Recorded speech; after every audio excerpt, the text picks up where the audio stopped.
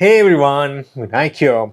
Whenever I go on an international trip, I inevitably pick up a new camera like my DJI Osmo Pocket and the Insta360 OneR.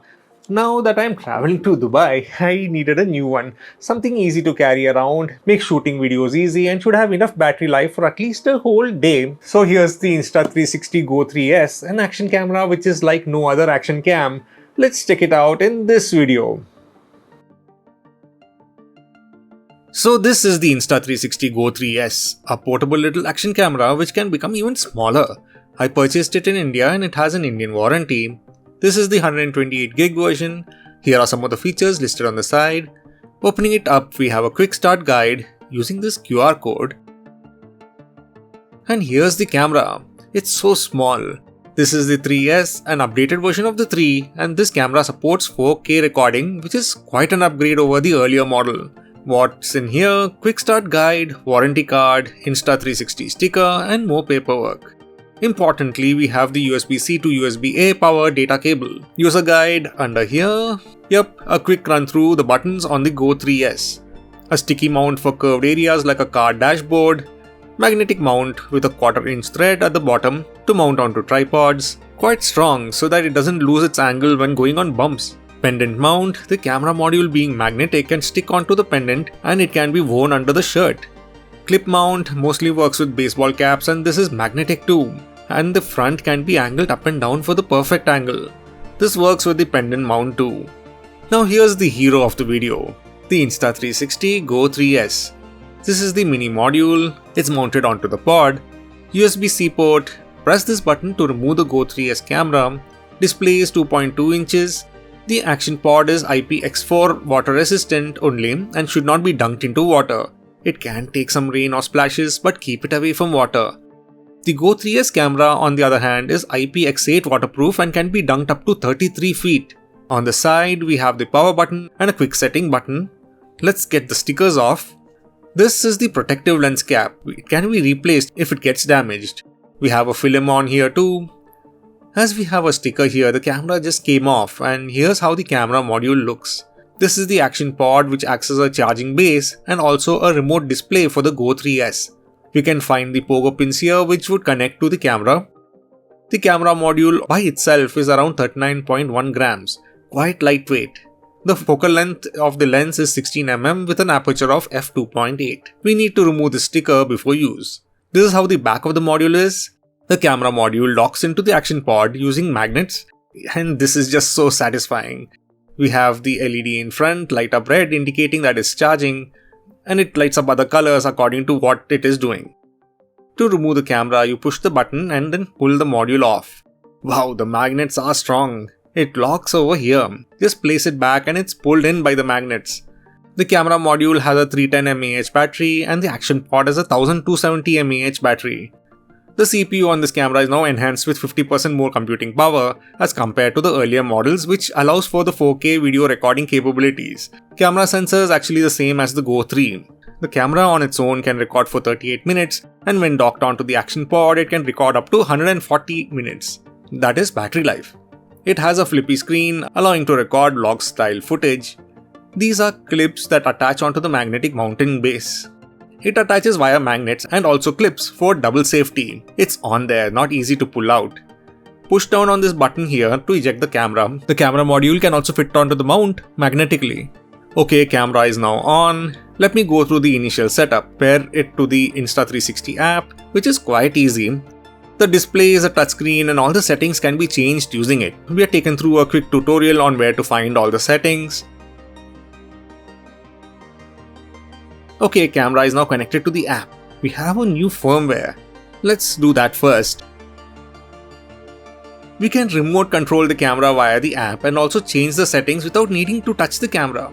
But what I like about the Go 3S is its size, and for that form factor we have a 4K action camera. I had been to Dubai recently and I used the pendant mount extensively. Outdoor videos and photos were clear and the videos I had released on my travel channel of Dubai especially were shot extensively on this camera. Here are some shots of the Dubai frame. All these were shot either using the clip mount or the pendant mount.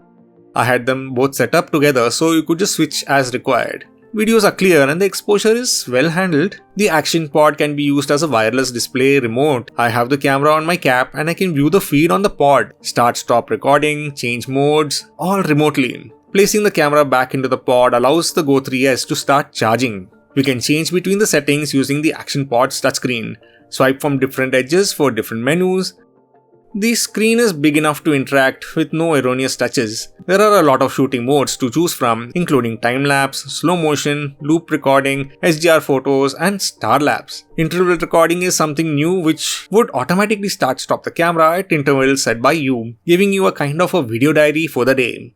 There is an option for flicker correction. I kept it at auto and it takes a little time to activate when detected. I should have set it to the appropriate refresh rate manually, but this is the first time I'm using this camera. Low light is this camera's kryptonite, making the video grainy. This could be attributed to the small lens and image sensor, but if you are in bright outdoors or in a well-lit area, the videos are crisp and clear. When it gets dark, the video also starts to jitter a bit. I have jitter correction and flow state stabilization on. Indoor shots in brightly lit areas are clear too, and here are shots from the Burj Khalifa. Even in the dark, it was not that bad. We can still see the details fairly clearly in the recordings. Being magnetic, the camera can be mounted on any magnetic metal like poles, post boxes, stairs, metal railings, and more. It just needs to be magnetic. There are multiple ways to start and stop recording. One of them is by turning on the action pod using the power button on the side. The display turns on and so does the camera module. Now we can tap on the record button and that would start and stop recording. This is the fastest method as the camera is already on and it starts to record instantly. Another method is while the camera is off, tap on the record button on the action pod. The pod boots up, initiates recording on the camera, and we can view the feed on the display. This can be done with the Go 3S not being within the action pod too. Tap record button again and the camera and action pod turn off. This is a bit more time taking as both the camera and the action pod need to start up and then record. This is fine if you don't have any important shots to take, and this mode saves on battery. Third is tap on the button on the Go 3 itself. The camera beeps once when it starts, and when you tap it again and it beeps twice, stopping recording and it turns off. When you do this, the action pod doesn't turn on. You have to be very careful with this mode as in certain places you can't hear the beeps and you are actually turning off the camera when you want to record and you're turning on the camera when you don't want to record. That's why I have footage of myself walking around instead of the actual subject. Gesture control allows taking photos or videos by just gesturing towards the camera, like showing your palm to start video recording and the V sign for taking a photo. We have an option for tilt lock on the camera that locks the horizon using the information from its accelerometers, which is good for most recordings and it does crop in a little to keep the video horizontal, but when we view this dune bashing recording, we don't feel the angle of the car that it's moving at as the tilt lock is active. For this, it would have been better if the tilt lock was off. I was holding on really tight to be not thrown around in the car, so didn't check the settings. 4K video can be recorded at 30, 25 and 24 FPS. 2.7K and 1080p can go up to 50 FPS, which allows for smoother video. For me, I wanted 4K 30 because I would get the max quality. The camera would change between vertical and horizontal orientation by just turning the camera around. How you attach the camera to the pendant mount dictates the orientation of the video. We also have options for free frame video, which records a little more vertically and horizontally, making it easy to crop the media for both vertical and horizontal content. We have multiple modes to select from. For video, like action view, which is good for action shots like skiing, cycling, but it would have distortion. Mega view is suitable for wide shots. This mode reduces distortion. Ultra view uses the widest FOV the camera supports. Great if you want to get as much of the scene recorded. There is a slight distortion. DWAP records with minor distortion and a wide FOV. Narrow mode zooms in a bit and has no visible distortion. Here's a time lapse I shot from our hotel room. It does it automatically in camera. We also have an option to schedule a time to shoot between if you maybe want a time lapse of the sunrise or sunset. Tap on UDisc mode to connect the camera to the computer to copy the files of it. So what do I think about the Insta360 Go 3S? It's a great upgrade to the earlier version, the 3, as it now has 4K. I use this camera for vacation videos only, so the internal 128GB storage was plenty at 4K. Using it for the first time out of the box, it was easy to get used to. Its small size makes it easy to carry around and shoot.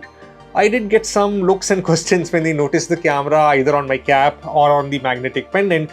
All my videos came out usable with the camera and it stayed true to its use case. I didn't get to use it in water as we are busy every day visiting Dubai's attractions. The battery lasted the whole day and more as I was never continuously shooting, and the 128GB storage lasted the entire 5-day trip. I find something interesting, click to shoot, and a few seconds later stopped. For vacation videos, I feel this is more than enough. Professional use, storage and battery might be too low.